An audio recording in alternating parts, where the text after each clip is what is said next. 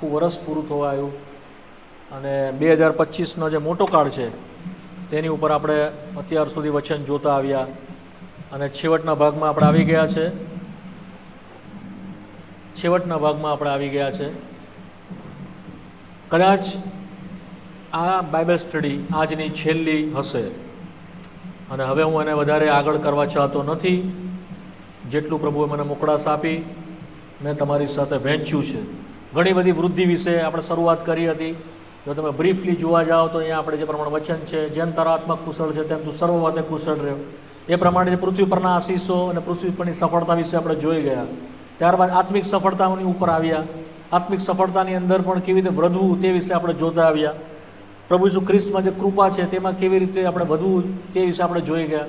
ઈસુ ખ્રિસ્તમાં જે સામર્થ્ય છે તેમાં કેવી રીતે વધવું, દેવનું જે સામર્થ્ય છે તેમાં કેવી રીતે વધવું તે પણ આપણે જોઈ ગયા. એ પણ આપણે જોઈ ગયા. દેવનું જે જ્ઞાન છે એ જ્ઞાનમાં આપણે કેવી રીતે વધવું તે પણ આપણે જોઈ ગયા. તે સિવાય ઘણી બધી બાબતો, વચનમાં વૃદ્ધિ કેવી રીતે પામવી, પ્રભુના લોકોમાં કેવી રીતે વૃદ્ધિ પામવી, છેવટે ખ્રિસ્તના શિરપદની નીચે એના મંડળીમાં કેવી રીતે વધવું તેની ઉપર આપણે કેટલાક સમયથી જોઈ રહ્યા છે. અને હવે એના ઉપર આજે છેલ્લી બાઇબલ સ્ટડી કરીશું. વધારે આગળ નહીં જઈએ કારણ કે ઘણું બધું મેં આપ્યું છે અને જો કદાચ કંઈક રહી ગયું હશે તો પ્રભુ એના સમયમાં એની રીતે આપશે. બટ હું હવે એના પર વધારે આગળ જવા માંગતો નથી. ખબર નહીં કેમ, but I do not have a liberty. મને વધારે મોકળાશ નથી. જેટલું આજે મેં તમને આપ્યું છે તમે એના પર મનન કરતા રહેજો. પ્રભુ એના સમયમાં વધારે અને વધારે પ્રકાશ તમને આપતો જશે. તો શરીરમાં જે વૃદ્ધિ છે તેની ઉપર આપણે જોઈ ગયા છેલ્લા કેટલાક સમયથી. એમાં પણ મેં તમને ઘણી બધી વાતો મેં શીખવી કે કેવી રીતે શરીરમાં વૃદ્ધિ માટે દેવે કેવા પ્રબંધો કર્યા અને છેવટે એના શરીર પર આપણે પ્રભુએ કોઈ વસ્તુ મૂકી તે પણ આપણે જોઈ ગયા. એના પાળકો, પ્રેરિતો, પ્રબોધકો આપ્યા. ત્યાર પછી તેણે મંડળીની અંદર ભજન અને મંડળીમાં લાવીની અંદર જે સેવા છે તે મૂકી. ત્યારબાદ તેણે તેની મેજ મૂકી કે જેથી કરીને શરીરમાં વૃદ્ધિ આવે. હવે આપણે છેવટે શિરપદની નીચે શરીર કેવી રીતે વૃદ્ધિ પામે છે એના 3 ભાગ અથવા તો 3 મુખ્ય બાબતો મેં તમારી સાથે ગઈ વખતે વહેંચી હતી. એમાંની 2 લગભગ આપણે જોઈ ગયા છે. ત્રીજી આજ સંધ્યાએ જોઈશું. તમારામાંથી મને કોઈ કહો કે કઈ બાબત આપણે જોઈ ગયા છે, કયા? પણ હાથ ઊંચો કરજો, બધા બોલશો નહીં. હાથ ઊંચો કરશો તમે તેવો જ તમે બોલજો. શરીરની અંદર જે વૃદ્ધિ છે તે આપણે કઈ બાબત જોઈ ગયા, કેવી રીતે આપણે શરીરમાં વૃદ્ધિ આપણને મળે છે. કોઈનું હાથ ઊંચું નહીં? હા, ગઈ વખતે જ આપણે જોઈ ગયા છે ને. સૌથી પહેલાં શું કરવાનું છે કે જે શરીર વૃદ્ધિ પામે. શરીર વૃદ્ધિ કેવી રીતે પામે? તમે ગઈ વખતે તો કીધેલું હતું. હા, હાથ ઊંચો કરીને બોલો. હા, કોને અધીન થવાથી? શિરને અધીન થવાથી વૃદ્ધિ આવે છે. ઓકે, પછી બીજું? હા, ના, બહેનો. હા, બીજા અવયવોની સાથે ઇન્ટરકનેક્ટેડ અથવા તો ફેલોશિપ કરવાથી, સંગતમાં બની રહેવાથી આપણે શું થઈએ છીએ? વૃદ્ધિ થાય છે. અને આજે ત્રીજું છે એ જોઈ લઈશું. ત્રીજું શું છે? ફંક્શન કરવાથી. શું કરવાથી? દરેક અંગ પોતપોતાનું કામ કરવાથી અથવા તો લખે છે, વાંચીએ કલમ જ, ફિલિપિયોનો પત્ર 4થો અધ્યાય 16મી કલમ. ત્યાં આગળ આખું ક્રમ આપ્યો છે. જો તમે બરાબર ધ્યાનથી સમજો તો લખ્યું છે, એનાથી આખું શરીર ગોઠવાઈને દરેક સાંધા વડે જોડાઈને, આ જે સાંધા જોડાઈને ગોઠવાઈને એ શું બતાવે છે? ફેલોશિપ બતાવે છે. પછી શું બતાવે છે? દરેક અંગ પોતાની શક્તિ પ્રમાણે કાર્ય કર્યાથી. શું કરવાથી? કાર્ય, ફંક્શન કરવાથી પ્રેમમાં પોતાની ઉન્નતિને સારું પોતાની વૃદ્ધિ કરે છે. તો આ ત્રીજું છે. આજ સાંજે આપણે એના પર જોવા માટે પ્રભુના ઈચ્છામાં પ્રયત્ન કરીશું. જે પ્રમાણે મેં તમને કહ્યું હતું કે અધીનતા દ્વારા આ શરૂ થાય છે. જો ખ્રિસ્તની અધીનતાની અંદર મંડળી નથી તો તે સંગતમાં પણ રહેશે નહીં. એ સંગત એ બીજી વસ્તુ અખત્યાર કરશે કે બીજું જ ફોર્મમાં આવી જશે. એ સાચી ખ્રિસ્તની સંગત હશે નહીં. કેમ?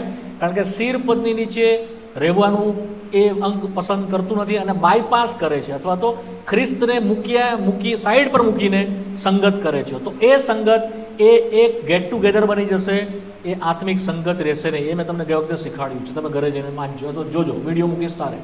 હવે વધારે કહીશું. પણ ત્રીજું કહે છે કે ખાલી હવે સંગત કરવાથી એટલું અટકતું નથી. પણ શું કહે છે? દરેક અંગ પોતપોતાનું કાર્ય કરવાનું. શું કરવાનું છે? પોતપોતાનું કામ કરવાનું છે, તો એ એમાં વૃદ્ધિ કરે છે. એનો અર્થ શું થાય છે? કે દરેક અંગ આપણે જીવન લેવાના માટે પ્રયત્ન કરે. શું કરે છે? જીવન લેવાના માટે પ્રયત્ન કરે છે. સંગત દ્વારા આપણે એકબીજામાં જીવન આવે છે. કેવી રીતે જીવન આવે છે? ફેલોશિપ દ્વારા. મારામાંથી તમે મારી સાથે સંગત કરો છો તો મારા દ્વારા તમારામાં શું આવે છે? જીવન આવે છે. તમારા દ્વારા બીજાઓમાં શું થાય છે? ધીમે ધીમે જીવન વધતું જાય છે. જે પ્રમાણે મેં તમને લાસ્ટ ટાઈમ સમજાવ્યું હતું કે આ ફિંગરની અંદર બધી વસ્તુઓ, ઇન્દ્રિયો, લોહી બધું પહોંચીને શિરપદની નીચે આ હાથ છે, માટે એની અંદર જીવન છે. આ મૃત નથી, આ હાથ ફંક્શન કરે. પણ હવે શું કરવાનું છે? એને કામ કરવાનું છે. એ કામ કરશે તો તે વધારે જીવન બીજા સુધી સપ્લાય કરશે. એ જો કામ નહીં કરે તો એ શું થઈ જશે? ડેડ થઈ જશે, એને પેરાલાઇઝ થઈ જશે. તો ન કેવળ આ હાથ શિરની આધીનતામાં રહે છે, પહેલું. ન કેવળ આ હાથ બીજા અવયવોની સાથે સંગતમાં રહે છે, પરંતુ આ હાથ કામ કરે. શું કરે છે? ફંક્શન કરે છે, કાર્ય કરે છે. અધરવાઇઝ એ શું થઈ જશે? નિષ્ક્રિય થઈ જશે અને પ્રભુના શિરમાં, મંડળીમાં કોઈ એને ઉપયોગી થશે નહીં, એનામાં જીવન રહેશે નહીં, એનામાં વૃદ્ધિ આવશે નહીં. સપોઝ કે ઘણીવાર તમે જોયું હશે તો હાથને કોઈ કારણના માટે બાંધી દેવામાં આવે 2 કે 3 મહિના માટે. જો કોઈ ઓપરેશન થયું હોય ને એને બિલકુલ આમ કરીને બાંધી દેવામાં આવે, અથવા તો જો પ્લાસ્ટર કે વાગ્યું હોય તો પ્લાસ્ટર કરી દેવામાં આવે, તો તમે જોશો પ્લાસ્ટર ખોલ્યા પછી તેની તમે આંગળીઓ તમે મૂવ કરશે નહીં, આમને આમ જ કડક થઈ ગઈ હશે. આ કોણી પર જો અહીંયા સુધી પ્લાસ્ટર કર્યું હશે તો કોણી વળશે પણ નહીં. પછી ફિઝિયોથેરાપિસ્ટને બોલાવવા પડે, કસરત કરવી પડે, આમાં બધું કરવું પડે, તો ધીમે ધીમે શું થાય? ફંક્શન કરવું. શરીર સાથે તો જોડાયેલું છે, શિરપદની નીચે તો એ જોડાયેલું છે, બીજાની સાથે સંગતમાં પણ છે, પણ કાર્ય નહીં કરવાથી શું થાય છે? નિર્જીવ થઈ જાય છે. તમે સમજ પડે છે? આખી આ બોડી પ્રિન્સિપલ છે, આ શરીરનો સિદ્ધાંત છે. એણે શરીરના શિરપદની નીચે રહેવાનું છે, જોડાયેલી રહેવાનું છે, એકબીજાની સાથે અટેચ રહેવાનું છે, અને થર્ડ શું કરવાનું છે? એણે વર્ક કરવાનું છે. સંગત દ્વારા આપણને જીવન તો મળે છે, પરંતુ હવે જીવનને શું કરવાનું છે? આપણે બીજા સુધી પહોંચાડવાનું છે. In the church what is the problem? આપણે ફક્ત જીવન પામીએ છીએ, આપણે જીવન આપતા માટે મંડળીમાં શું છે? નિષ્ક્રિય લોકો છે. કેવા છે? Without use. તેઓનો કોઈ ઉપયોગ જ થઈ શકતો નથી. તેઓ આવે છે અને જાય છે, બધી મિટિંગમાં આવે છે, મોટેથી ગીતો ગાય, તાળીઓ પાડે, બૂમો પાડે, બધું કરે, but they are not doing anything in the body. શરીરમાં તેઓ કંઈ કામ કરતા નથી. આ પ્રભુની ઈચ્છા નથી. શિરપદની નીચે રહો એટલે આધીનતામાં રહો, પહેલું. બીજું સંગતમાં રહો, અને ત્રીજું વેરી વેરી ઇમ્પોર્ટન્ટ, તમે શું કરો? ફંક્શન કરો. શું કરો? હા, કામ કરો શરીરમાં. આપણને કોઈને પણ કામ વગરના દેવે શરીરમાં રાખ્યા નથી. દરેકને પોતપોતાનું કામ પ્રભુએ શું કરેલું છે? સોંપેલું છે. અને એ કામ કર્યાથી આપણે શું કરીએ છીએ? પોતાની ઉન્નતિને સારું વૃદ્ધિ કરીએ છીએ. તમે સમજ પડી? આપણી વૃદ્ધિ કેમ અટકી જાય છે? કારણ કે આપણે શું કરીએ છીએ? કામ જ કરતા છે કે નહીં? Everywhere is this problem, same problem. મંડળીમાં જો 100 જણા હોય તો 5 જ જણા કામ કરતા હશે. જો 200 જણા હોય તો 10 જ માણસ કામ કરતા હોય છે. તેઓ શું કામ કરશે?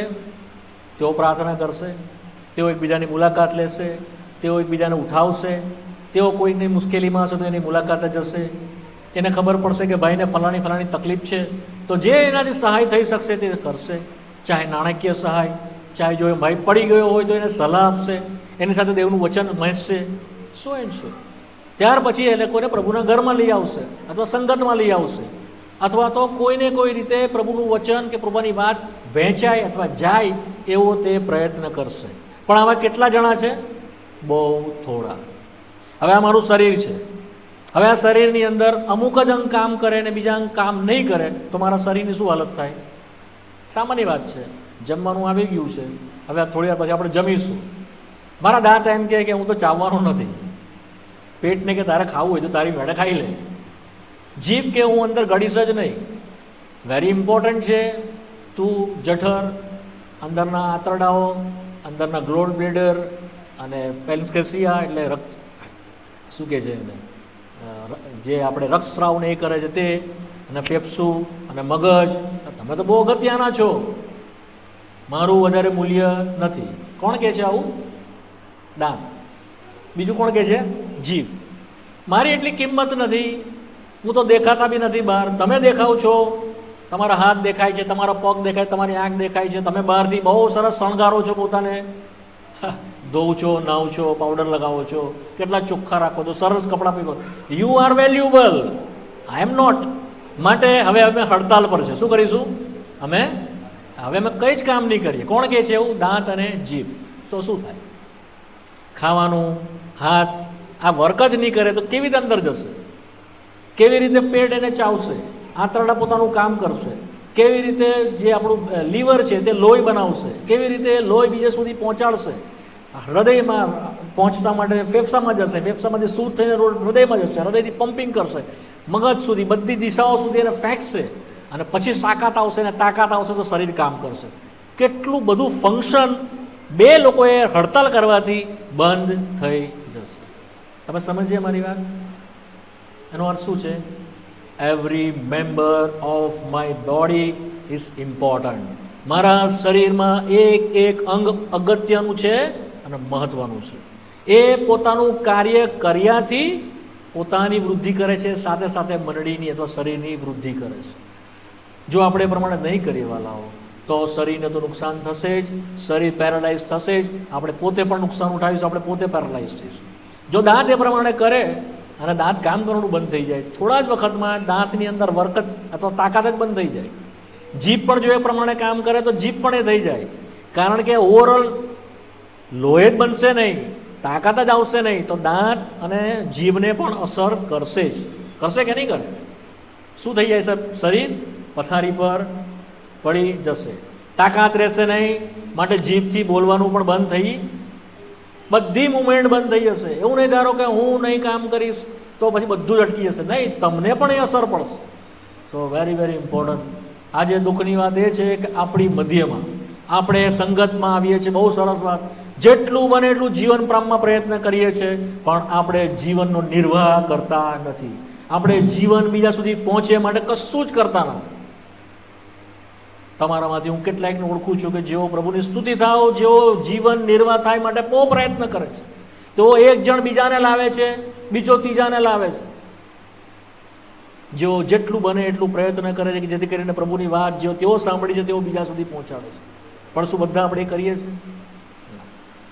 આપણે ઘરે જઈને જે શીખ્યા છે તે આપણા ભાઈઓને પણ કહેતા નથી, આપણા બહેનોને પણ કહેતા નથી, આપણા પડોશીને, આપણા મિત્રોને પણ કહેતા નથી, આપણા મંડળીમાં બીજાઓને કશું કહેતા પણ નથી. ઇવન આ યુટ્યુબ પર જે વિડીયો મુકાય છે એની લિંક પણ આપણે શેર કરવાની આપણે તસદી લેતા નથી. આપણે કોઈ પણ કાર્ય કરવાના માટે આગળ આવતા નથી. આપણે આપણું કામ કરતા નથી. આપણે એવું ધારીએ છીએ કે આ કામ બીજાનું છે, આ કામ બીજા કરી લેશે તો ચાલી જશે. વાલાઓ નહીં, we are the member of the body. આપણે કોણ છે? શરીરના અંગ. અને આપણે આપણું જે કામ પ્રભુએ આપ્યું છે તે આપણે કરવાનું છે. જો થોડું હવે એના પર વચન શું કહે છે તે જોઈ લઈએ. Please turn with me. આ પ્રિન્સિપલ જે આપવામાં આવ્યો છે બોડી, તેના પર થોડું વિચાર જોઈએ. 1 કોરિન્થીના 12મા અધ્યાયમાં આવો છો. 1 Corinthians chapter 12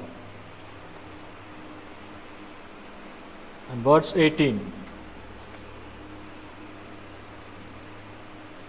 18મી કલમ વાંચો ઝડપથી.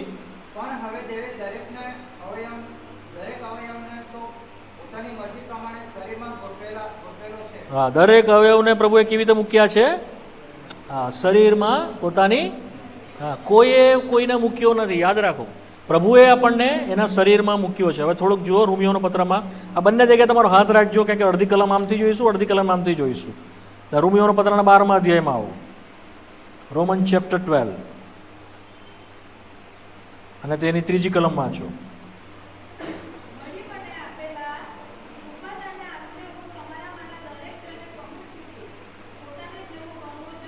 હા હા હા હા. હવે ત્યાં લખ્યું છે કે દેવે આપણને ગોઠવ્યા છે. અહીંયા શું કહે છે કે જે દેવે પ્રભુએ જ્યાં પણ આપણને મૂક્યા એના કરતાં આપણે વધારે અધિક ગણવાના નહીં, પણ નમ્રતાથી પોતાનું જે સ્થાન છે તેમાં આપણે બની રહેવાનું. દરેક જણ પ્રીચિંગ કરી શકતા નથી. દરેક જણ પ્રભુનું વચન આ રીતે આપવાના માટે અત્યારે પ્રભુ તરફથી અપાયેલું નથી.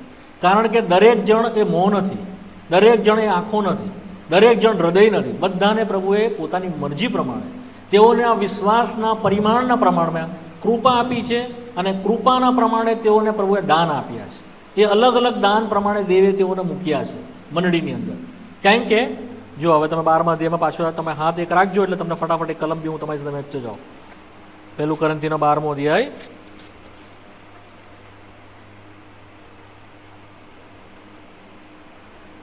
19મી કલમ વાંચો.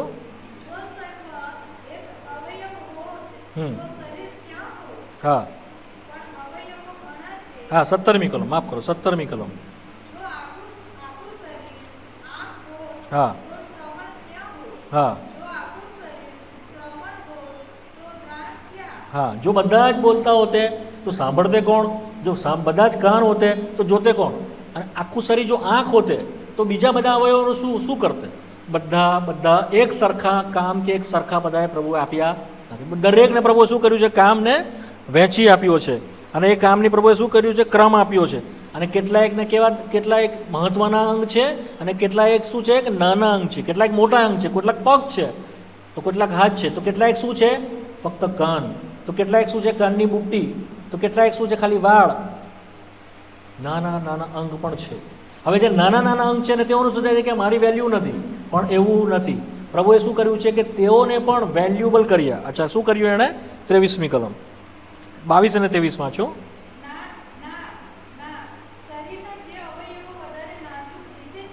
હા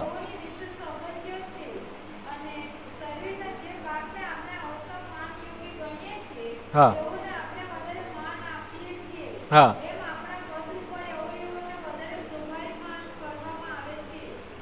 અંદર ધ્યાન આપો. અંદર જ્યારે વાંચે છે કલમ તારે અંદર ધ્યાન આપો, નહીં તો ખબર નહીં પડશે તમને શું વંચાય છે. કેટલાક અવયવોને શું છે? નાજુક દિશે છે, એટલે નાજુક જેવા લાગે છે અને એને કેટલાક કદરૂપા છે. તો પ્રભુએ શું કર્યું? એવા અંગોને વધારે માન આપ્યું. અને એવા અંગો કે જો બહાર દેખાતા નથી તેને પ્રભુએ વધારે મહિમા આપ્યો અને ઇમ્પોર્ટન્સ આપ્યું. અને એણે શું કર્યું? 24મી કલમ પ્રમાણે વાંચો. 24મી કલમ. હા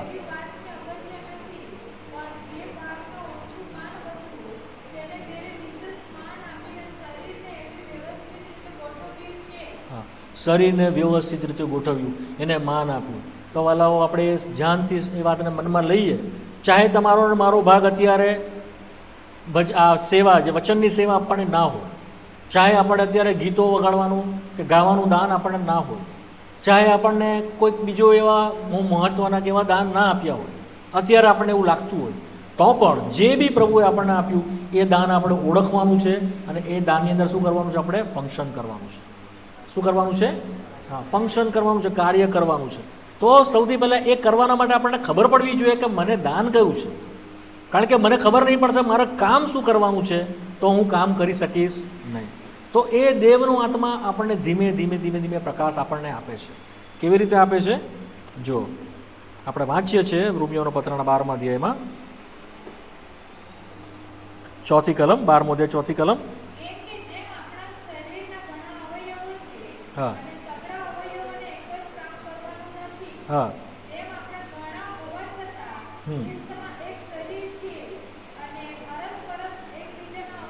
છઠ્ઠી કલમ. જે કૃપાદાન આપવામાં આવ્યું છે હા તે પ્રમાણે જુદા જુદા વરદાન મળ્યા છે. હા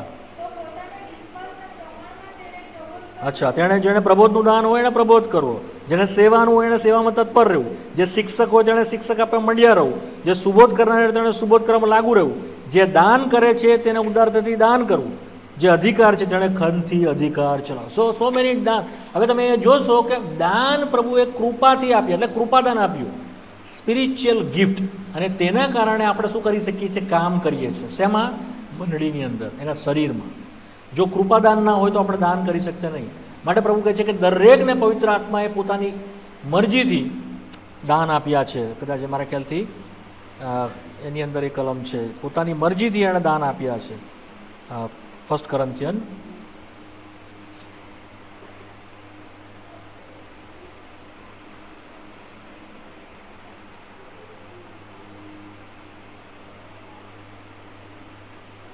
14મા અધ્યાયમાં છે.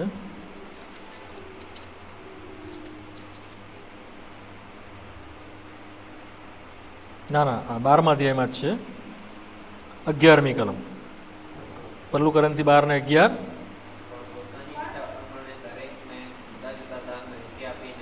હા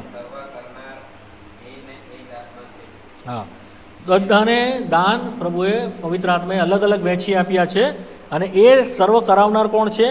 દેવનો આત્મા છે. તો આપણે ધીમે રહીને એ આઈડેન્ટિફાઈ કરવું પડે છે, અથવા તો ડિફાઇન કરવું પડે છે કે આપણામાં કયું દાન છે. એના માટે મદદ કોણ કરે છે? પવિત્ર આત્મા. કોણ કરે છે? કારણ કે એણે તમને દાન આપ્યા છે. માટે એ તમને ધીમે ધીમે તમને ખબર પડશે. એ કેવી રીતે ખબર પડશે? તમે જેવું ફંક્શન કરશો એમ ધીમે ધીમે તમને ખબર પડશે. બીજું આપણને કેવી રીતે ખબર પડે છે? વડીલો અને મંડળીઓ દ્વારા આપણને ખબર પડે છે કે એ દાન આપણને જે પ્રભુએ આપ્યા છે તે શા છે. 1 તિમોથીમાં આવો, 1 Timothy chapter 4, 4થો અધ્યાય,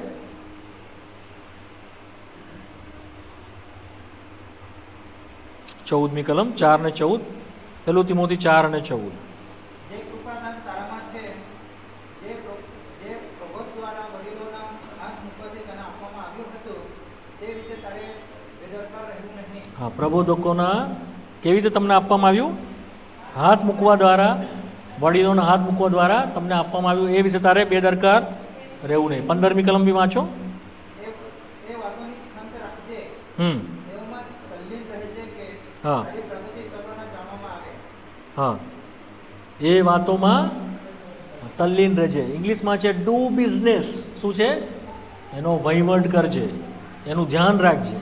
તો આ જે કામ ને જે દાન પ્રભુ આપણને આપ્યા છે એમને એમ પડી રાખવા માટે નથી આપ્યા.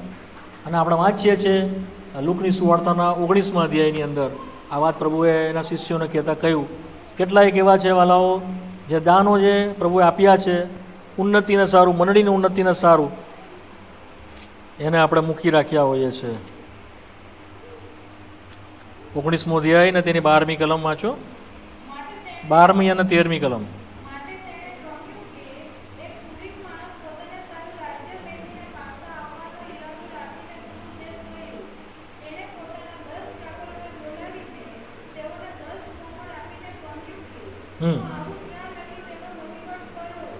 હું આવું ત્યાં લગી શું કરો તેનો? હા, ડુ બિઝનેસ, એનો વહીવટ કરો. આપણે જાણીએ છીએ કેટલાકને શું આપવામાં આવી 19મા અધ્યાયની અંદર. પહેલાને તેણે કહ્યું 10 મોહરે તારી એક મોહરે બીજી 10 મોહર પેદા કરી છે. 16મી કલમ.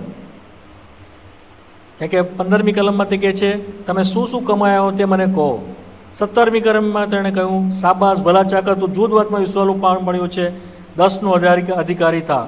18મી કલમમાં વાંચીએ છીએ તારી એક મોહરે બીજી 5 મોહર પેદા કરી છે. અને ત્રીજાએ શું કર્યું?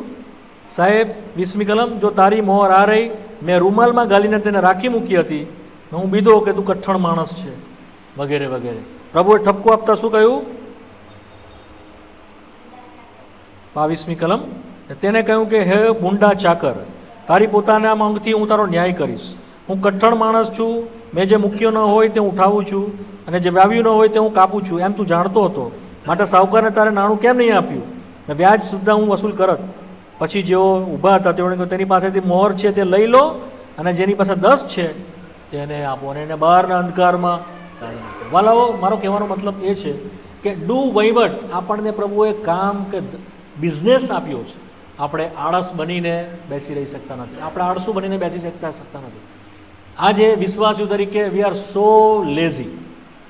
ખાસ કરીને તમારા ભાગોમાં તો મને આ એટલું બધું જોવા મળે છે ને, જેના કારણે તો આઈ એમ સો મચ સરપ્રાઇઝ. મને એટલું બધું આશ્ચર્ય બી થાય છે, અને મને નવાઈ પણ લાગે છે કે બિલકુલ પ્રભુના કામના માટે નથી કોઈને ઝીલ, નથી કોઈને ઈચ્છા, નથી કોઈને આગળ આવવું, નથી પ્રભુના કોઈ કામ કરવાના માટે કોઈને તાલાવેલી. એટલી ડ્રાયનેસ મેં કોઈ જગ્યાએ જોઈ નથી. ભાઈ બક્સિંગ જ્યારે સુરતમાં આવેલા હતા ત્યારે તેઓએ ધૂળને ખંકારીને કહ્યું કે આ સદોમ અને ગમોરા છે. મને લાગે છે ત્યાં સુધી કદાચ જો ભાઈ બક્સિંગ આ બાજુના ભાગોમાં આવ્યા હોતે તો તેઓએ આ પ્રમાણે કીધું હતું કે કેટલા બધા કેરલેસ લોકો છે, કેટલા બધા નિષ્ક્રિય લોકો છે કે બિલકુલ ફંક્શન કરતા નથી શરીરની અંદર, અને જેના કારણે શરીરની અંદર બહુ જ આજે બી અશક્ત અને દુર્દશાવાળું શરીર, એટલે કે મંડળીને આપણે પ્રભુની જોઈએ છીએ. મારો બહુ જ તમારા હૃદયમાં મારો બોજ છે વાલાઓ, પ્રભુના માટે તમે જે કંઈ કર્યું, શું તમે કોઈને કીધું?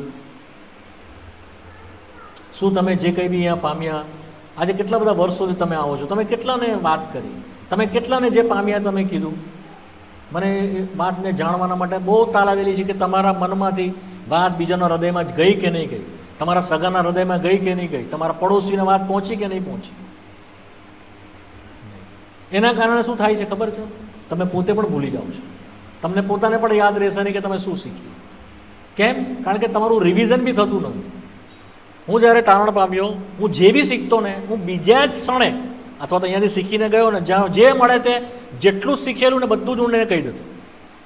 એને મળું, ત્રીજી વ્યક્તિને મળું, જેટલું શીખ્યું બધું જ કહી દેતો. એનાથી શું થતું ખબર? મને રિવિઝન થયા કરતું, મને યાદ રહેતું કે હું શું શીખીને આવ્યો. આજે પણ એ મારા મનમાં એ વાત આજે પણ યાદ છે. કેમ? કારણ કે હું રિપીટ કરતો ગયો. તમને સમજાય છે હું જે કહું છું? ધારો કે તમે તમારા ઘરે ગયા અને તમે તમારા પડોશીને કે તમારા મિત્રને કે તમારા ભાઈને મળીને કીધું, ભાઈ હું ફલાણી જગ્યાએ ગયો સાલું પ્રાર્થના ઘરમાં. અચ્છા, તમે શું જઈને શીખ્યા? ભાઈ હું શીખ્યો ઘણું બધું આ દિવસોની અંદર, જે હું શીખી રહ્યો છું તે મંડળીની વૃદ્ધિ કેવી રીતે થાય તે હું શીખી રહ્યો છું. અચ્છા ભાઈ, શું શીખ્યા? કેવી રીતે શીખ્યા? કેવી રીતે મંડળીની વૃદ્ધિ થાય? તમે કહેશો અત્યારે મંડળીની વૃદ્ધિના માટે તેઓ એવું શીખવી રહ્યા છે કે ઈસુ ખ્રિસ્ત જે છે તે મંડળીનું શિર છે. એ મેં જાણ્યું. તમને ખબર છે ભાઈ? પેલો ભાઈ કે ના, મને ખબર નથી. અચ્છા, મંડળીનું શિર પ્રભુ ઈસુ ખ્રિસ્ત છે, એનો અર્થ શું? એનો અર્થ કે બીજો કોઈ શિર નથી. એનો અર્થ કે મંડળીને દોરવણી આપવાના માટે, મંડળીને ચલાવવાના માટે, મંડળીને ગાઈડન્સ કે મંડળીનો અધિકાર કરવાના માટે કેવળ ઈસુ ખ્રિસ્ત છે. એવું હું શીખ્યો. અચ્છા, એવું શીખ્યો, વેરી ગુડ. તો પછી બીજું શું તમે શીખ્યા? હું બીજું એ શીખ્યો કે મંડળી તરીકે જો પ્રભુએ મને મંડળીમાં એટલે એના શરીરમાં મૂક્યો છે તો મારે એ ઈસુ ખ્રિસ્તના શિરની નીચે રહેવાનું છે, તો હું વૃદ્ધિ પામીશ. એવું ત્યાંથી મને શીખવા મળ્યું. વેરી ગુડ, સરસ. તો તમે હવે એ કેવી રીતે કરો છો? મને એવું કહેવામાં આવ્યું કે જો શરીરની અંદર હું શિરને આધીન થઈશ તો હું વૃદ્ધિ પામીશ. મારે આધીન થવાનું છે, મંડળીએ આધીન થવાનું છે, એવું ત્યાંથી શીખવાડવામાં આવ્યું. Very good. બીજું શું શીખવાડવામાં આવ્યું? તમે કહેશો કે ભાઈ અમને એવું શીખવ્યું કે સંગત દ્વારા, એકબીજાની સાથેની સંગત દ્વારા, સાચી સંગત દ્વારા અમે એ શિરબંધની નીચે રહેવા દ્વારા અમારી વૃદ્ધિ કરી શકીએ છીએ. તો સાચી મંડળીની અંદર અથવા તો સાચી જગ્યામાં આપણે સંગતમાં રહેવું જોઈએ, એની બહાર આપણે સંગત કરવી જોઈએ નહીં. એનો અર્થ પેલા ભાઈ પૂછશે, તો શું આપણે જે સંગત કરીએ છીએ તે શું એ સંગત અને પેલી સંગત અલગ છે? તમે કહેશો કે ભાઈ તો મને ખબર નથી, પરંતુ દેવના વચન પ્રમાણે જે સંગત છે તે બતાવવામાં આવી, તે આ પ્રમાણે છે. તમે કલમ ટાંકશો, જો તમને યાદ હશે તો, ફલાણી કલમ છે, ફલાણી કલમ છે. શું ભાઈ આનાથી વિરુદ્ધ બીજી કોઈ કલમ તમારી પાસે છે જેથી આપણે શોધી કાઢીએ કે સંગત એ શિરની નીચે કેવી હોય? પેલા ભાઈ બી તમારી સાથે શોધવા પ્રયત્ન કરશે. તમે રિવિઝન કરશો, વાતો કરવા દ્વારા, કહેવા દ્વારા તમને ખબર પડતી જશે કે તમે જે શીખ્યા છો તે પ્રોપર છે કે નહીં. ત્યારબાદ ભાઈ પૂછશે કે વાત બરાબર છે, હવે વધારે તમે શું શીખ્યા? તમે વધારે શીખ્યા, હું ત્રીજું એ શીખ્યો, શરીરમાં એટલે મંડળીમાં વૃદ્ધિ એ રીતે થાય છે કે હું મારું કામ કરું. જો હું મારું કામ નહીં કરીશ તો મારી વૃદ્ધિ થશે નહીં. મારે એની અધીનતામાં રહેવાનું છે, મારા બીજા વિશ્વાસીઓની સંગતમાં રહેવાનું છે અને મારે મારું કામ કરવાનું છે. આ 3 વાતો હું શીખ્યો. તો આ જો તમે કહેશો ને તો તમે મરશો ત્યાં સુધી તમારા મનમાંથી આ જશે નહીં. કારણ કે અહીંયા લખાશે, બધી જગ્યાએ લખાઈ જશે. સમજ પડી? જો તમે કહેશો નહીં ને તો ધીમે રહીને શૈતાન તમારા મનમાંથી ચોરી જશે, મગજમાંથી બી ચોરી જશે. તમે શું શીખ્યા તમને કંઈ ખબર નહીં પડે. માટે પ્રેક્ટિસ થાય. માટે જે તમે શીખ્યા છો તો વહેંચો. શું કરો? વહેંચો. આ તમે કામ કરી રહ્યા છો પ્રભુ. જ્યારે તમે જાઓ છો તો એ પ્રમાણે કામ કરો, નહીં તો શું થઈ જશો? તમે આળસુ બની જશો. નીતિવચનના પુસ્તકમાં આવો. પ્રોવર્બ, નીતિવચનનું પુસ્તક 12મો અધ્યાય 24મી કલમ. ઝડપથી કલમ વાંચી જાઓ, સમય બહુ ફાસ્ટ ગયો મારો. ઝડપથી વાંચી જાઓ. નીતિવચન 12:24. માણસ પોતાના મુખના શબ્દોથી સંતોષ પામશે અને માણસના હાથોના કામનું ફળ તેને પાછું આપવામાં આવશે. નીતિવચન 12 અને 24. હા, ઉદ્યોગીનો હાથ. હા હા, અધિકાર કોને મળશે? ઉદ્યોગીને. અને વેટ કોણ કરશે? હા, 27મી કલમ વાંચો. હા હા 13મો અધ્યાય 4થી કલમ.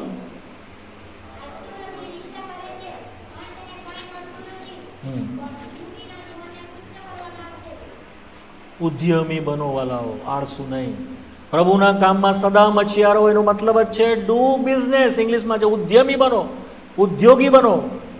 રોમિયોનો પત્ર 12મો અધ્યાય, ત્યાં આ બધો ક્રમ આપવામાં આવ્યો છે. તમે ઘરે જઈને શાંતિથી સ્ટડી કરજો. રોમન ચેપ્ટર 12 એટલે રોમિયોનો પત્ર 12મો અધ્યાય આખો અને 1 કોરિન્થીનો 12મો અધ્યાય આખો. આ બંને જગ્યાએ શરીરમાં શું કરવાનું છે તે લખ્યું છે. હું તમારી સાથે થોડી થોડી નિર્બળતામાં વહેંચું છું. 12મો અધ્યાય થોડુંક વાંચી જાઓ. ત્યાં આગળ કલમ 11મી કલમથી વાંચો. 12મો 11, રોમી 12 ને 11થી વાંચો આગળ. હા, આળસુ ન થાવ. હા, આત્મામાં. હા, પછી આગળ વાંચો. હા, પ્રભુની. હા, ના ના, બસ બસ, પછી વાંચી જોઈશું. 2 કોરિન્થીમાં આવો, 8મો અધ્યાય. 2 કોરિન્થિયન ચેપ્ટર 8.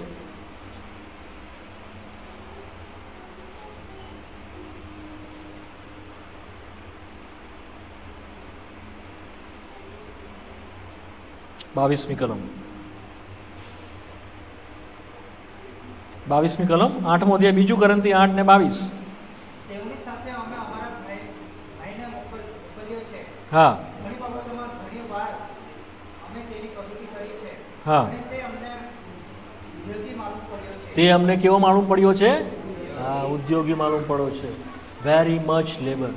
વાલાઓ, અમે અમારા જુવાનીના સમયથી પ્રભુનું કામ કરવાના માટે તત્પર ને આતુર હતા. બપોરે મિટિંગ પતી જાય, કેવળ જમવા ઘરે જઈએ, 3:30 વાગે પાછા આવી જઈએ અને સુવાર્તા પ્રચારમાં નીકળી જઈએ. 3:30થી એક જગ્યાએ 5 વાગ્યા સુધી સુવાર્તા કરીએ એક ટીમ સાથે, પછી બીજી ટીમની સાથે 5 થી લઈને 7 સુધી સુવાર્તા પ્રચાર કરીએ. 7 વાગે પતી જાય પછી ઉધના કરીને એક જગ્યાએ છે, ત્યાં અમે ફક્ત જુવાનો બાઇબલ સ્ટડીના માટે જઈએ એવરી સન્ડે, દર રવિવારે. ત્યાં જઈને પણ વિશ્વાસીઓ કેટલાક હતા ઉધનાની અંદર, રેલવે સ્ટેશન, રેલવે કોલોનીની અંદર, ત્યાં જઈને પ્રભુનું વચન આપતા હતા. 15 જ વર્ષની ઉંમર હતી મારી, અને મારી સાથે બીજા એક ભાઈ હતા, એની ઉંમર 14, અમે બંને 14-15 વર્ષ. ભાઈનું નામ પ્રિતેશ, અમે બે, અને બીજા પણ અમારી સાથે થોડાક મિત્રો હતા. એટલા બધા ઝીલથી ભરાયેલા, એટલા બધા ઝેલસથી ભરાયેલા પ્રભુના માટે, કામ કરવાના માટે અમે તત્પરના આતુર હતા. માટે કામ કરતાં કરતાં કરતાં કરતાં પ્રભુના માટે અમે વપરાવા માંડીએ. એ સમયમાં ઘણી એવી વસ્તુ આવી કે જેણે અમને નિરાશ કરી, ઘણી એવી વસ્તુ આવી કે જેણે અમને પાછા પાડ્યા, તો પણ પ્રભુનું કામ કરવામાં અમે કદી પણ બંધ નહીં રહ્યા, કદી આળસુ નહીં બન્યા. સમજ પડે છે મારી વાત? તો તમે ફંક્શન કરશો તો તમારી વૃદ્ધિ થશે. માટે અમે તમને બોજ આપીએ છીએ, તમારે સારું પ્રાર્થના પણ કરીશું ને ઉત્તેજન આપીએ છીએ. એક બીજાને લાવો, બીજો ત્રીજાને લાવશે, ત્રીજો ચોથાને લાવશે. સ્વાર્થી નહીં બનીએ, મને મળી ગયું બસ, હું તારા કરતાં વધારે જાણતો થઈ ગયો, બીજો જાણે જ નહીં. ઘણી વાર આપણે એવા થઈ ગયા, મને ખબર છે ને વધારે, પેલાને ખબર જ શું કામ પડવા દેવી, પેલાને કેવું જ શું કરવા. તમને જે મળ્યું છે તે બીજાને સોંપી દો, બીજાને સોંપી દો. Hand over. This is the ministry in the body. આ શરીરમાં એ સેવા પ્રભુએ રાખેલી છે. રોમિયોનો પત્ર. અને કેવી રીતે ફંક્શન કરવાનું છે? કાળજી લેવાની છે. ચાલો ઝડપથી જોઈ લઈએ રોમિયોનો પત્ર 12મો અધ્યાય, રોમન ચેપ્ટર 12. થોડું ફાસ્ટ જઈશું. હવે આગળ વાંચીએ 12મી કલમથી આગળ વાંચો. હા હા, 13મી કલમ. સંતોની જરૂરિયાત, હા, પરોણાગત કરવામાં તત્પર રહો. પછી હા હા હા હા હા. હવે તમે જોજો, અહીંયા થોડાક સિક્વન્સમાં છે, પણ બરાબર થોડો સમજવાનો પ્રયત્ન કરજો. આ બધું શું કહેવામાં આવ્યું છે? ત્રણ મેઇન પાર્ટ આપેલા છે ફંક્શન કરવાના માટે. પહેલાં તો મને ખબર પડવી જોઈએ કે મને પ્રભુએ શું કામ આપ્યું. જો પ્રભુએ મને અત્યારે પ્રીચિંગ નથી આપ્યું, મને શેરિંગ આપ્યું છે, મને કાઉન્સેલિંગ આપ્યું છે. ઘણાઓને કાઉન્સેલિંગનું દાન હોય, એ બહુ સરસ કાઉન્સેલિંગ કરે છે. કાઉન્સેલિંગ શું કહેવાય એને ગુજરાતીમાં? કાઉન્સેલિંગને સંવાદ કરી શકે ને, બીજાની સાથે સમજાવી શકે. જો એ દાન છે તો એ રીતે કરો, જો મદદ કરવાનું દાન છે તો એ રીતે કરો. આ બધું કામ કરવા દ્વારા ધીમે ધીમે ધીમે ધીમે તમે એકબીજાની સાથે નજીક ઇન્ટિમેસી આવશે. અને તમારો પ્રેમ બતાવો, 3 ભાગ આપેલા છે આ ફંક્શન કરવાના માટે. સૌથી પહેલું છે કેરિંગ. શું છે? કાળજી લેવી. શું કરવાનું છે? હા, તમે એકબીજાની કાળજી લો. આ વાંચીએ છીએ 17મી કલમ. હા, માફ કરો, 17મી નહીં, 16મી કલમ. 16મી કલમ. હા હા હા, એકબીજાને શું કરવાની છે? હા, કાળજી રાખવાની છે. પહેલા કરંથીમાં બી તમને આ જ મળશે 12મા અધ્યાય 25મી કલમની અંદર. એકબીજાની ચિંતા કરો. શું કરો છો? You have to think each other. બધાની ચિંતા કરો, કાળજી રાખો. આ સૌથી પહેલું છે. સેકન્ડલી શું છે? ફીડિંગ. બીજાઓને શું કરો? પોષણ આપો. શું કરવાનું છે? હા, પોષણ આપવાનું છે. દરેક અંગ પોષણ પામીને કામ કરશે. અને ત્રીજું શું કરવાનું છે? રક્ષણ કરવાનું. શું કરવાનું છે? પ્રોટેક્ટ. આ 3 મહત્વના કામ આપણા શરીરમાં બધા અંગ કરે છે. શું કરે છે? હા, શરીરમાં અંગ કેવી રીતે કામ કરે છે? એકબીજાની કાળજી રાખે છે, ચિંતા કરે છે.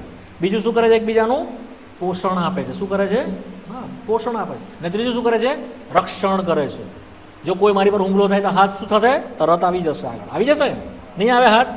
મારે શું છે? પેટને વાગે, મોંને વાગે, એવું કરે હાથ? કોઈ આપણને હુમલો કરે તો શું કરે તરત હાથ? પ્રોટેક્ટ. તો 3 function.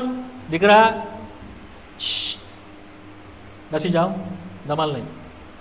So 3 function it is very very important in the body of Christ. ખ્રિસ્તના શરીરમાં આ 3 વસ્તુ બહુ ઇમ્પોર્ટન્ટ છે. તમે જો સમજી જશો બરાબર તો તમે ફંક્શન કરશો. સૌથી પહેલાં શું છે? કેરિંગ. એકબીજાની શું કરવાની છે? કાળજી લેવાની છે. આ કાળજી ન લેવાના કારણે મંડળીની અંદર આજે પક્ષાપક્ષી છે, હુંસાતુસી છે, દ્વેષ છે, કડવાશ છે. પોતાના કરતાં બીજાને આપણે અધિક ગણતા નથી. જે આપણે શરૂઆતમાં જ વાંચી ગયા. ભાઈઓના પ્રત્યે જેવો પ્રેમ ઘટે, 10મી કલમ, 12મો અધ્યાય 10મી કલમ. ભાઈઓ પ્રત્યે જેવો પ્રેમ ઘટે છે તેવો ગાઢ પ્રેમ એકબીજા પર રાખો. માન આપવામાં પોતાના કરતાં બીજાને શું ગણો? અધિક. મને મને મને આ એ દેવના વચનમાં છે જ નહીં.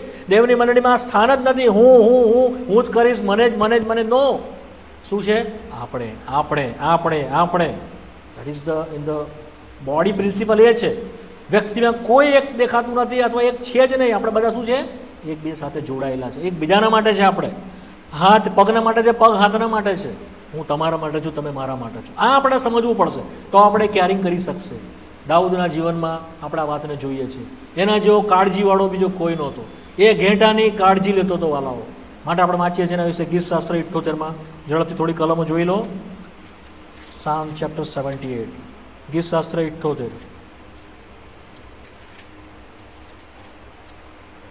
અને તેની 70 થી 72 કલમ. ઝડપથી વાંચી જાઓ, ઝડપથી. ત્યાં આપણે કેરિંગ જોઈએ છે. હા હા, સાથે મળીને વાંચો. દૂધણી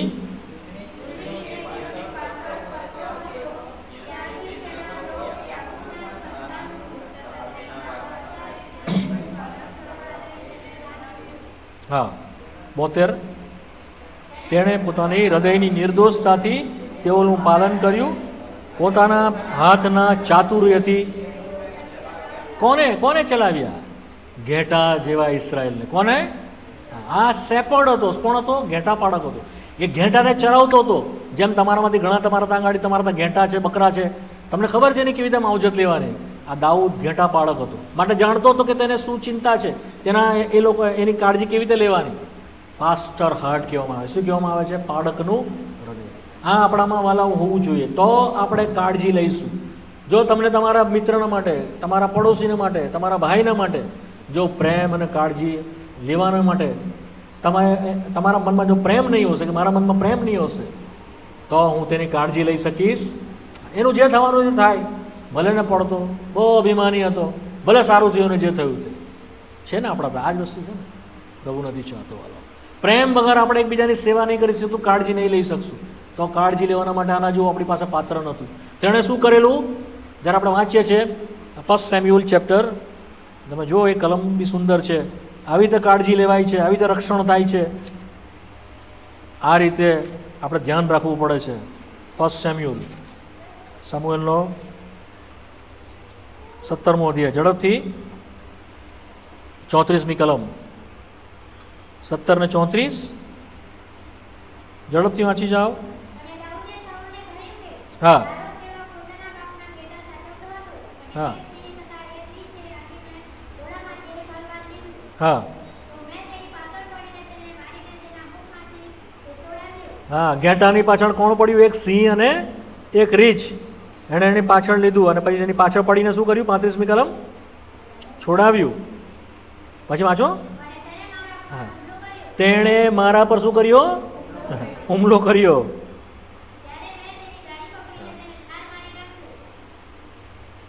36મી કલમ. બસ બસ બસ બસ, આપણે જઈએ, આપણે જઈએ. કોને? આ તો ઘેટા હતા, આપણે તો માણસ હોય તો બી નહીં જઈએ. જઈએ તારું પડે કે મને ખાઈ જશે સિંહ, મને સિંહ રીંછ ખાઈ જશે. We do not care. આપણે કાળજી લેતા જે થવું એમ થાય. This heart is required in the body. શરીરમાં આવું હૃદય જોઈએ આપણને વાલાઓ કે જે આવી કાળજી. તમારી ને મારી પાસે જો આ કાળજી નહીં હોય તો આપણે આપણા ઘર પૂરતું જ રહીશું, આપણે આપણા પોતા પૂરતું જ રહીશું. ના અહીંયા સંખ્યા વધશે, નહીં તમારી માટે તમારી આજુબાજુમાં લોકોની વૃદ્ધિ કે તમારામાં વૃદ્ધિ દેખાશે. એણે પોતાની ચિંતા કરી નહીં. એના ઉપર હુમલો થયો, એણે કીધું મારી પર હુમલો કર્યો, તો પણ હું ગયો અને શું કર્યું? એને મારી કેર, પ્રોટેક્શન. અને ન કહેવડે આટલું, પણ જો આપણે વાંચીએ છીએ પ્રભુનો હાથ આવ્યો ત્યારે બી તે ઊભો રહ્યો, ત્યારે પણ તો ભાગી નહીં ગયો. 1 ક્રોનિકલ ચેપ્ટર 22, પહેલું કાળ વૃત્તાંત તેનો 22મો અધ્યાય. ત્યારે પણ તો ભાગી નહીં ગયો. 21મો અધ્યાય 1 ક્રોનિકલ ચેપ્ટર 21, ઝડપથી 14મી કલમ પહેલાં વાંચો, ઝડપથી વાંચો.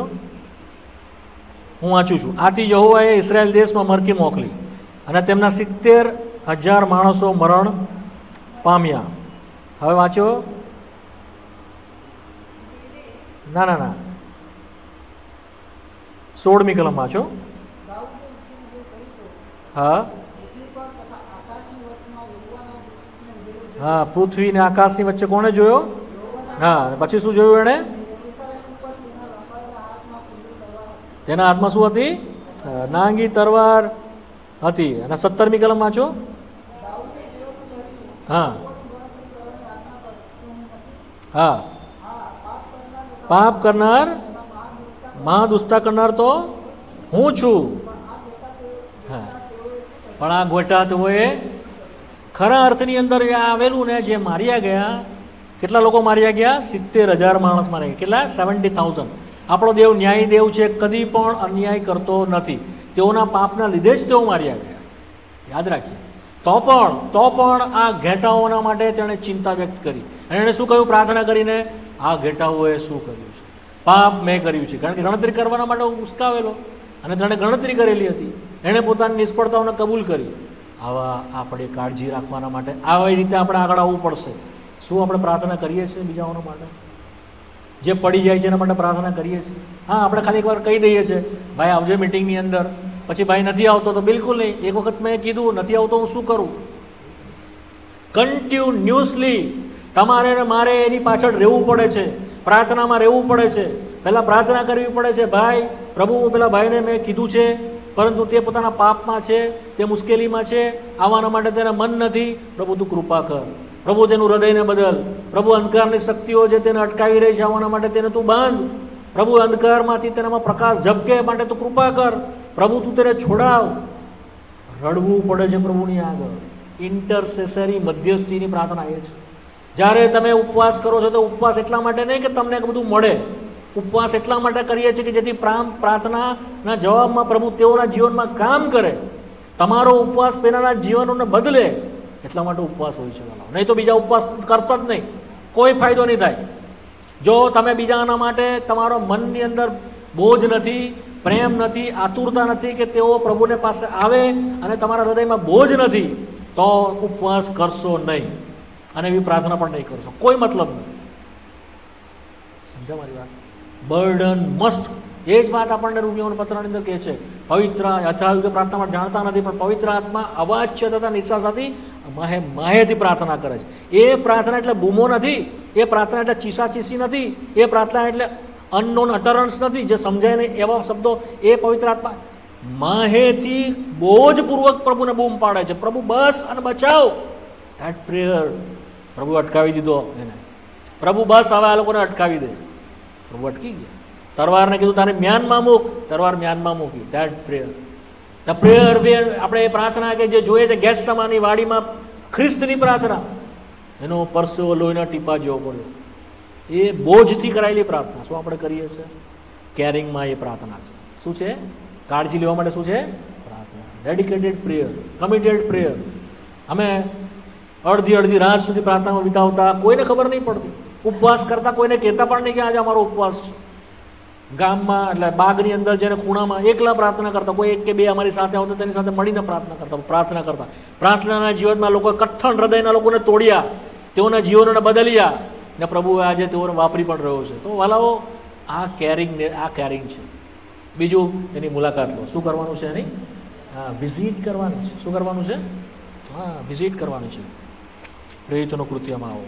હું આજે થોડુંક લાંબુ કરીશ, કારણ કે મારે આને પૂરું કરવું છે અને ફર્ધર હું પછી આગળ જવાનો નથી. શું કેરિંગ છે તે તમે જોઈ લો, તમને બરાબર ખબર પડે. પ્રેરિતોનું કૃત્યો 11મો અધ્યાય 23મી કલમથી આગળ વાંચો. 22મી કલમથી આગળ વાંચો. હા હા હા હા હા હા હા હા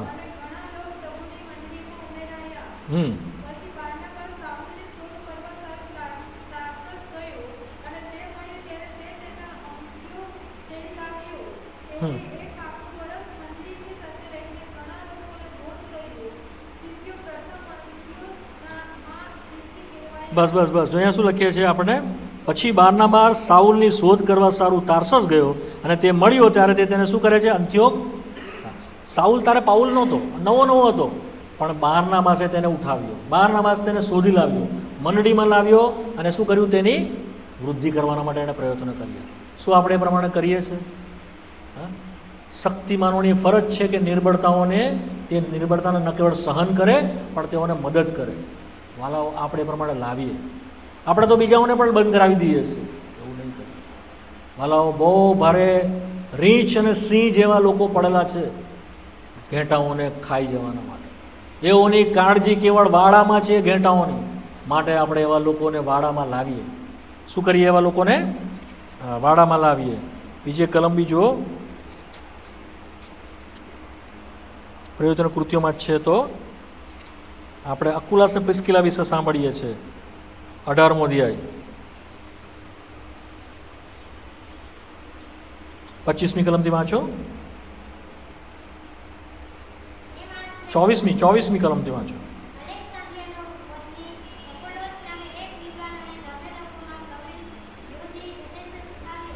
હા હા હા હા હા. પછી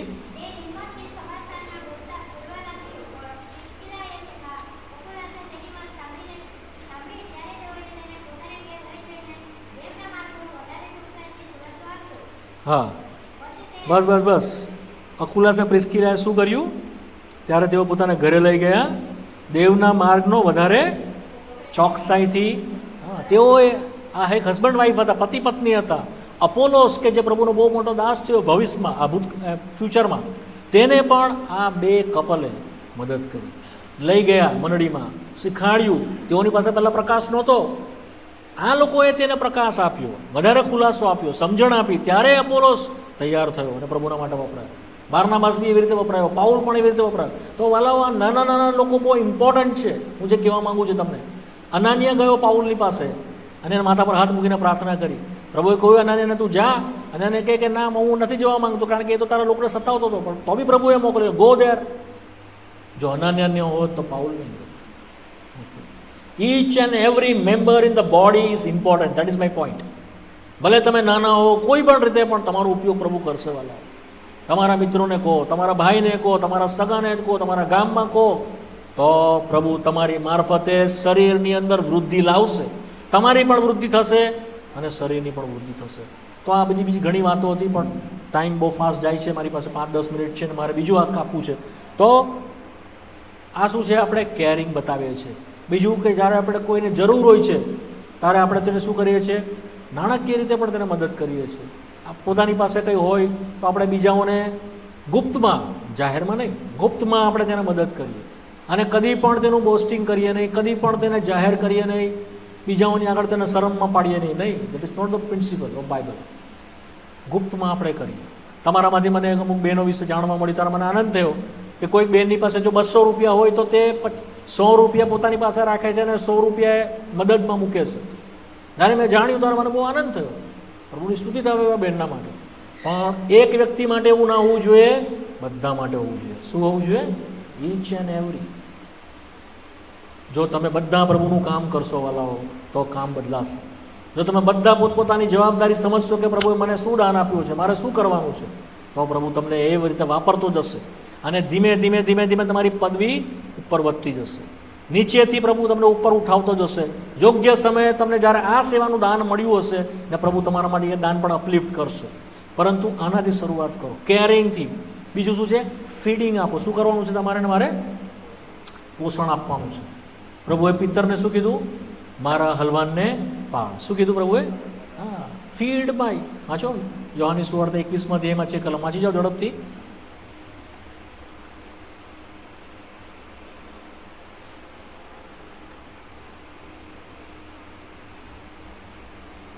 વાંચો ઝડપથી વાંચો. હા હા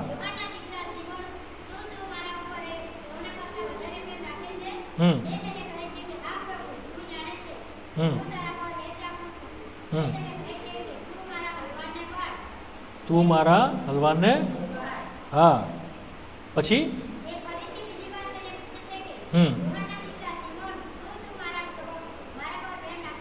હા હા સાચવ. શું કે છે? હા, પાછું ત્રીજી વાર શું કે છે?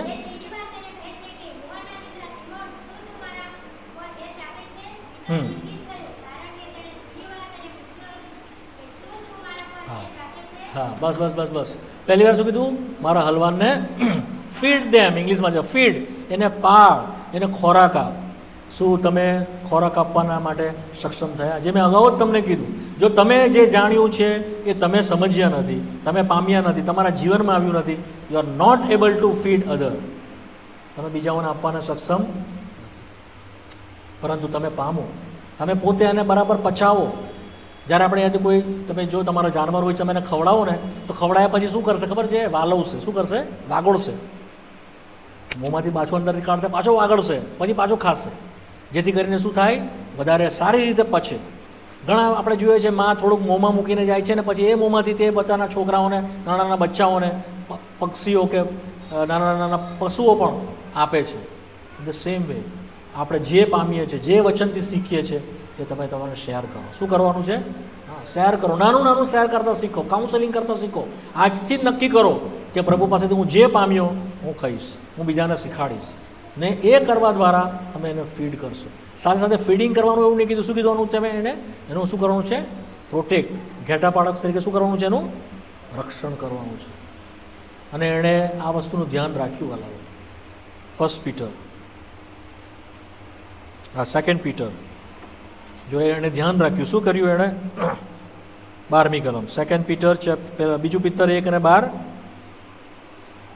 ઝડપથી વાંચો. હા હા, એ બાબતોનું. હા, એક તો એણે સત્યને પ્રગટ કર્યું, સત્યની અંદર લોકોને સ્થિર કર્યા. પછી શું કહે છે? હવે એનું પાછું શું કરે છે? રિમાઇન્ડ કરાવે છે. શું કહે છે? હું ફરીને ફરી. ક્યારે રિમાઇન્ડ કરાવે છે? In his last time. 14મી કલમ વાંચો. હા કંઈક. હા હા, 15મી કલમ.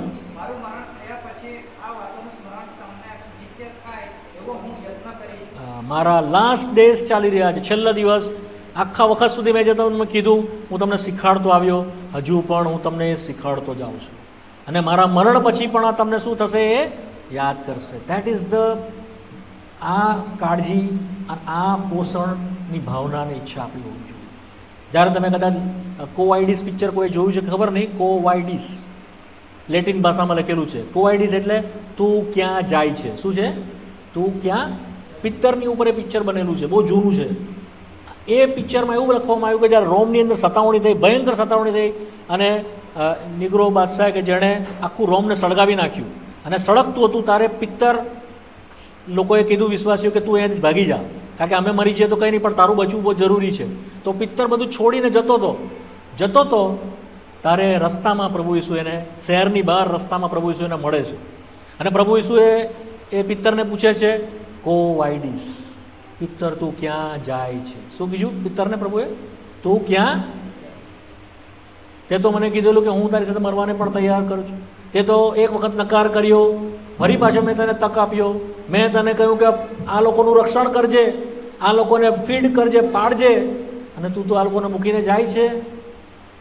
બહુ શર્મિંદા થઈ ગયો. શું થઈ ગયો? ગો બેક, એ પ્રમાણે લખવામાં આવ્યું છે. Go back Peter, go back Simon. એના વનમાં આવ્યા જ કર્યું. પાછો જા, પાછો જા, પાછો જા. બળતું તું રોમ, અને ભાગી જવાના માટે પૂરા રસ્તા હતા. પ્રભુના માટે બહુ વપરાઈ શકતે, પ્રભુનું બહુ કામ કરી શકતે, પણ તે પાછો ગયો, આગળ ગયો, પણ શું કર્યું? તે પાછો ગયો. શું કર્યું? પાછો રોમમાં. અને ઇતિહાસ લખેલો છે, એવું લખે છે ઇતિહાસકારો કે તેણે ગયો અને ત્યાં એને પકડી લેવામાં આવ્યો, પકડીને તેને વધસ્તંભ પર જડવામાં આવ્યો. અને જ્યારે એને વધસ્તંભ પર જડતા હતા ત્યારે એણે કહ્યું કે મને સીધો વધસ્તંભ પર નહીં જડો, પણ મને ઊંધો વધસ્તંભ પર જડો, કારણ કે હું યોગ્ય નથી. મેં પ્રભુનો 3 વાર નકાર કર્યો, એટલે એની જેમ મને વધસ્તંભ પર જડવામાં આવે, એને હું યોગ્ય નથી. તો એને વધસ્તંભ પર ઊંધો જડવામાં આવ્યો. આ પિત્તરની વાત છે. એ છેવટ સુધી વિશ્વાસ યોગ્ય બની રહ્યો, એના લોકોના માટે પાછો આવ્યો. આપણે આવીએ છીએ? આપણા મનમાં છે કાળજી? વાલાઓ, તમારી મધ્યમાં જો હું અહીંયા આવીને પ્રભુનું વચન આપું છું, બોસ્ટિંગ કરવાના માટે આ કહેતો નથી, ઘમંડ કરવાના માટે કહેતો નથી, પણ જો તમારા માટે મને પ્રેમ નહીં હોય, તમારા માટે કે આ જગ્યાના માટે મને બોજ નહીં હોય, પ્રભુ તરફથી જો મને આ બળ કે અંદરથી પુષ્કળે નહીં હોય, I am not able to come and give the mind.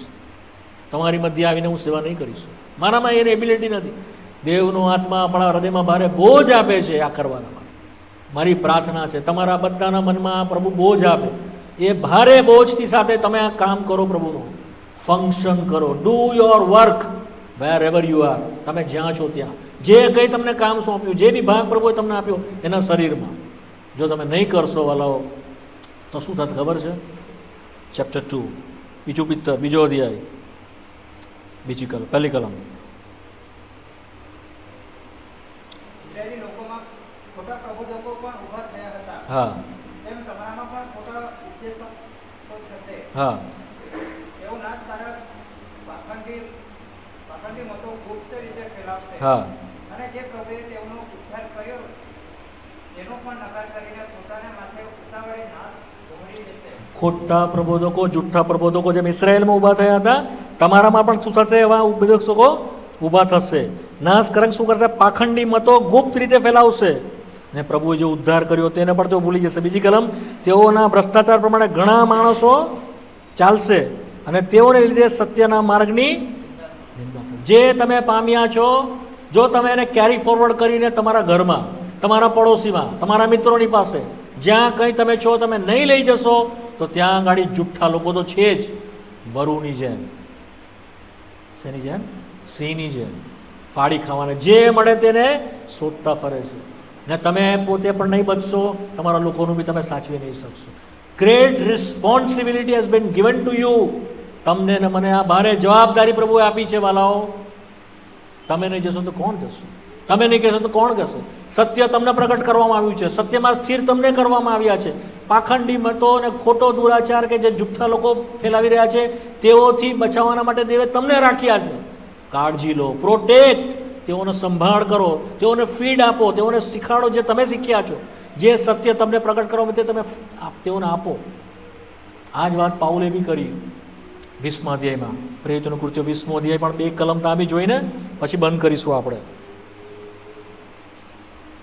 31મી કલમ, 20 ને 31, 30મી કલમથી વાંચો, 20મો અધ્યાય, 29મી કલમ વાંચો, 29મી કલમ પહેલાં હું જાણું છું કે સાથે મળીને વાંચીએ. હું જાણું છું કે મારા ગયા પછી ટોળા પર દયા નહીં રાખે એવા ક્રૂર વરુઓ તમારામાં દાખલ થશે અને તમારા પોતાનામાંથી પણ કેટલાક માણસો ઊભા થશે અને શિષ્યોને પોતાની પાછળ ખેંચી લઈ જવાના માટે અવળી વાતો બોલશે. 31મી કલમ, માટે જાગતા રહો, યાદ રાખો 3 વર્ષ સુધી રાત દિવસ આંસો પાડીને બોધ કરવાને ચૂક્યો. તમે વાંચી જજો, એની 17મી કલમથી આગળ છે, તમે ઘરે જઈને વાંચજો કેવા પ્રકારની સેવા તેણે કરી. પણ આ ચિંતા તેઓ નથી પાઉલને, આ ચિંતા હતી યોહાનને, આ ચિંતા હતી પિત્તરને, આ ચિંતા અમને પણ છે. તમે વિખેરાઈ જશો વાલાઓ, ડિસ્ટ્રોય થઈ જશો. જોખમ બહાર બહુ છે. શૈતાનના ભયંકર કાવા દાવાઓ, વ્યક્તિઓ, માણસો, જૂઠું શિક્ષણ એટલી બધી સ્પીડતાથી ફરે છે. જેટલી આપણે પ્રાર્થના કરીએ છીએ ને એવી રીતે જ એ લોકોના ઉપર બી પ્રાર્થના કરે. જેટલી આપણે સેવા કરીએ છીએ ને એટલા જ એના દૂતો પણ સેવા કરે છે. તન મન ધનથી લાગેલા છે, ભારે જોરથી લાગેલા છે વાલાઓ. પ્રકટીકરણમાં બહુ બધું છે, હું તમને મારી પાસે સમય નથી કહેવાનો. Careful, careful, careful. જો તમે જે દીવીમાં પ્રભુએ મૂક્યા છે તમે નહીં કરશો, દીવીને પ્રભુ ખસેડી દેશે. 2 જ વ્યક્તિના હું તમને નામ આપીને બંધ કરી દઈશ કે જેઓ આવા હતા અને તેઓએ આ કાળજી લીધી. ફિલિપીનો પત્ર 2 અધ્યાય 11મી કલમ, ફિલિપી 2:11. એના ઉપર ઘણું કહેવું હતું પણ સમય મારો પૂરો થઈ ગયો. સાથે મળીને વાંચો. હા, ફિલિપી, માફ કરજો, શું ભૂલ થઈ? ફિલિપીનો પત્ર 2:19, સોરી, વાંચો 2:19.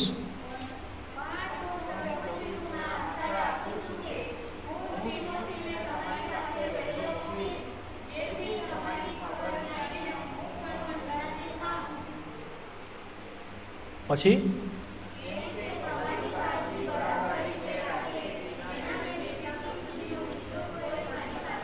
તમારી કાળજી બરાબર રાખે એવો બીજો કોઈ મારી પાસે, કોના વિશે લખવામાં આવ્યું? તિમોથીના વિશે. કોણે લખ્યું? પાઉલે લખ્યું. આગળ તેના વિશે વધારે છે, વાંચજો. એપાફ્રોડિટસ વિશે પણ લખ્યું છે કે જે યોદ્ધા છે, જે મારી સાથે કામ કરે છે, આ એક વ્યક્તિ. અને ઘણી વાતો લખવામાં આવી માટે હું તમને હોમવર્ક આપું છું. તિમોથીનો પત્ર વાંચજો, પહેલો અને બીજો પત્ર, બંને પત્ર તમે ઘરે વાંચજો. શું સલાહ તિમોથીને આપવામાં આવી કે જેથી કરીને તે ફંક્શન કરે ઇન ધ ચર્ચ આવનાર સમયની અંદર. એટલે પછી ઇતિહાસ લખે છે કે તે પહેલો બિશપ બન્યો. કોણ? તિમોથી. કાળજી લેતો લેતો, બીજો કોઈ એની પાસે નહોતો. બાકી બીજા કેવા હતા? બધા પોતાની જ વાત. આજે મંડળીમાં એવા જ છે. જો મને સ્થાન મળે તો હું કરીશ, જો મને માન આપશે તો હું આવીશ, જો મને આગળ કરશે તો હું આ કરીશ. નહીં તો બહાર દેખાતા દાનો કરતાં પણ જે અંગો અંદર છે એ વધારે પ્રભુએ શું કર્યું છે? એને ઇમ્પોર્ટન્સ આપેલી છે. એને શું કર્યું છે? પ્રભુએ વધારે મહિમા આપેલો છે. કોણ છે તે? હાર્ટ. કોણ છે તે? બ્રેન. કોણ છે તે? લીવર. કોણ છે તે? ફેફસા. દેખાતા નથી બહાર પણ પ્રભુના માટે, શરીરના માટે સૌથી ઇમ્પોર્ટન્ટ રોલ કરે છે.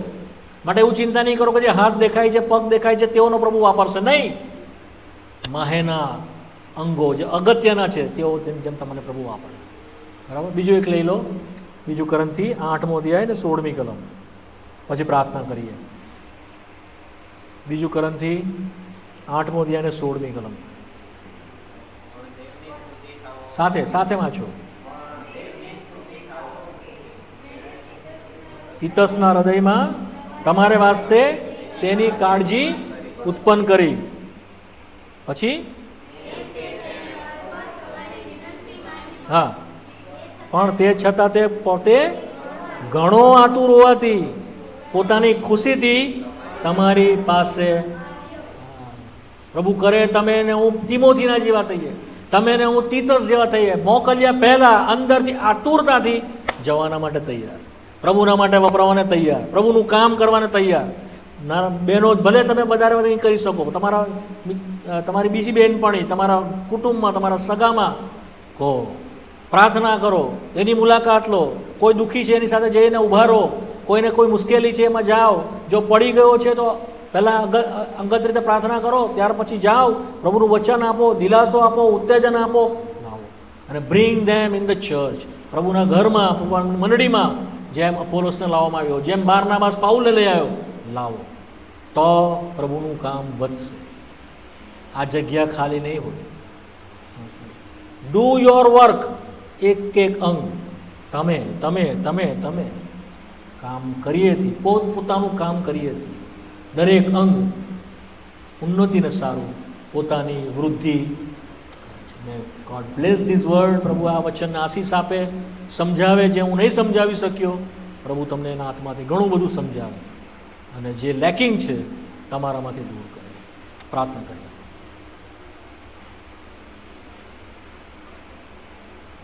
થોડોક સમય શાંત રહો, પ્રભુને સોંપાવો. વાલાઓ, આ વચન એક કાનથી સાંભળીને બીજા કાનથી કાઢી નાખવા માટે નથી. આ વચન જૈતુનભાઈના માટે એકલા માટે નથી. આ વચન ખાલી નિરલભાઈના માટે કે વિશાલભાઈના માટે નથી. But each and every, small or નાનો કે મોટો, બધાના માટે. એક બેન નાના કે મોટા, સિનિયર કે જુનિયર, બધાના માટે આ દેવનું વચન છે. લો એને સ્વીકારો ને પ્રભુને કબૂલ કરો. પ્રભુ મેં ભૂલ કરી, પ્રભુ મેં નિષ્ફળ ગયો. આટલા બધા વર્ષોથી હું આ સત્ય જાણું છું, શીખ્યો છું, પણ મેં કોઈને નહીં કીધું. મારા મિત્રને નહીં કીધું, મારા ભાઈને નહીં કીધું, મારી પત્નીને, મારા પતિને, મારા મા બાપને, મારા સગાને, કોઈને મેં કીધું નહીં. પ્રભુ, હું કોઈને તારી પાસે લાવ્યો નહીં. પ્રભુ, ઘણા બધા હું જાણું છું કે તેઓ પડેલી હાલતમાં છે, પાપમાં જીવે છે. મેં તેઓને માટે પ્રાર્થના કરી નહીં. હું તેઓની પાસે જઈને ઉત્તેજન આપી શક્યો નહીં. મેં તારા વચનથી તેઓને દિલાસો આપ્યો નહીં. પ્રભુ, મને ક્ષમા. આ પ્રાર્થના કરો વલાઓ, તમારા મનમાં કરો. હું તમને મદદ કરી રહ્યો છું. Confess your sin. તમારા પાપોને પ્રભુની આગળ કબૂલ કરો. પ્રભુને કહો, ઘણાઓને હું સાલોમમાં લાવી શકતે, પણ પ્રભુ હું લાવ્યો નહીં. હું સ્વાર્થી બન્યો. મેં કોઈને પણ બીજાઓને તારામાં વૃદ્ધિ પામે માટે મેં પોતે રોક્યો. હું પોતે અટકાવવાનું કારણ બન્યો. હું જગતમાં એટલું બધું કામમાં રચ્યો પચ્યો રહ્યો. મેં તારી સાક્ષી પણ આપી નહીં, મેં તારી સુવાર્તા પણ કહી નહીં, ને મેં બીજાને ફોનથી પણ વાત કરી નહીં. પ્રભુને કહો ને ક્ષમા માંગો. લાવો, પ્રભુ ક્ષમા આપશે તમને. પ્રભુને કહો, પ્રભુ હું દાઉદ જેવો થવા માંગુ છું, જે ટોળાની કાળજી રાખે. મને પાડકવાળું હૃદય આપો, જેથી કરીને ચાહે સિંહ આવે કે ચાહે રીછ, શત્રુના ગમે એટલા હુમલા આવે, હું જઈશ અને વચ્ચે ઊભો રહીશ. હું ટોળામાં તારા લોકોનું રક્ષણ કરીશ. હું તેઓની કાળજી રાખીશ. હું તેઓનું પોષણ થાય માટે જેટલું બને એટલું હું કરીશ. પ્રભુને કહો, પ્રભુ મને તીતસ જેવો બનાવો કે હું આતુર થાવ. જ્યાં મને મોકલવામાં આવે હું જાઉં, જે મને સોંપવામાં આવે હું કરું. પ્રભુ મને તિમોથીને જેવો બનાવો કે હું તમારા લોકોની કાળજી એ રીતે રાખું કે જે પોતાની નહીં પણ તારી વાતને શોધે. મને માન મળે કે નહીં મળે, મને આગળ કરવામાં આવે કે નહીં કરવામાં આવે, મારા વિશે લોકો વાત કરે કે નહીં કરે, મને મોટો કરવામાં આવે કે નહીં કરવામાં આવે, પણ પ્રભુ હું તને જોઈને તારું કામ કરીશ, તારા માટે વપરાઈશ.